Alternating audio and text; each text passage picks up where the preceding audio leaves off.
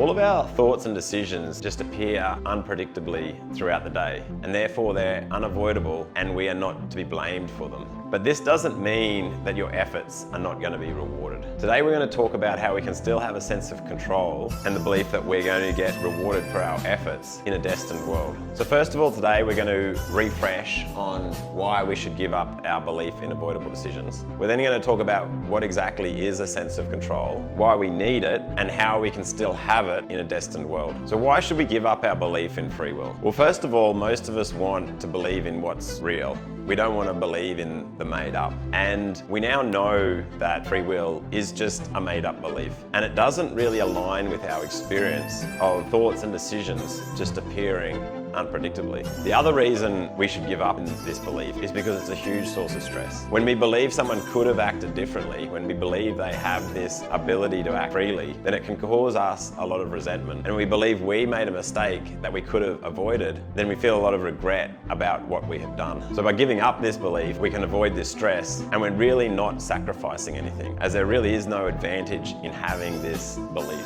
So when confronted with this reality, there's several fears that make people a little bit hesitant to give up their belief in free will. And one of them is the fear that we're going to lose our sense of control, meaning we're not going to feel like we can cause anything good to happen because everything's just going to happen regardless of our efforts. And this isn't really accurate. So first of all, what is a sense of control? And basically a sense of control is the belief that we can cause a good outcome. For example, if we're in a room and we want to leave, then leaving is the good outcome. And if we can't leave, then we can't cause a good outcome.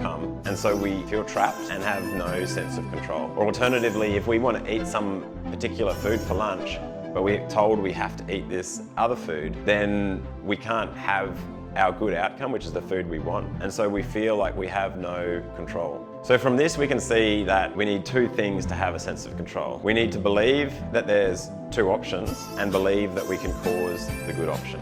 And if we can't cause the good option, then again, we're not going to have a sense of control. First of all, we need to imagine that two outcomes are possible. For example, if we can't imagine the sun not rising, then we can't imagine there an alternative option. And so we can't have a sense of control over the path of the sun. The other requirement is that we need to believe that we can cause the good option. So if we can imagine leaving a room, but we don't believe we can do that, then we're not going to have a sense of control. So a common misconception is that there's actually a third thing we need to have a sense of control, and that is that we need to be able to believe that we can change our destiny in order to have a sense of control. But we don't actually need to believe that by leaving the room we're changing our destiny to still believe that that's a good outcome or that we can achieve that. So we don't need to believe that we can change our destiny in order to have a sense of control. We just need to believe that there's two outcomes, two possible outcomes, and that we can cause the good one. Now, a sense of control is really important for our happiness and our well-being. Without a sense of control, we have no hope and no motivation. If we don't believe we can cause a good outcome, then it can cause us stress, and that stress can cause damage to our body, and over time we'll become depressed, hopeless,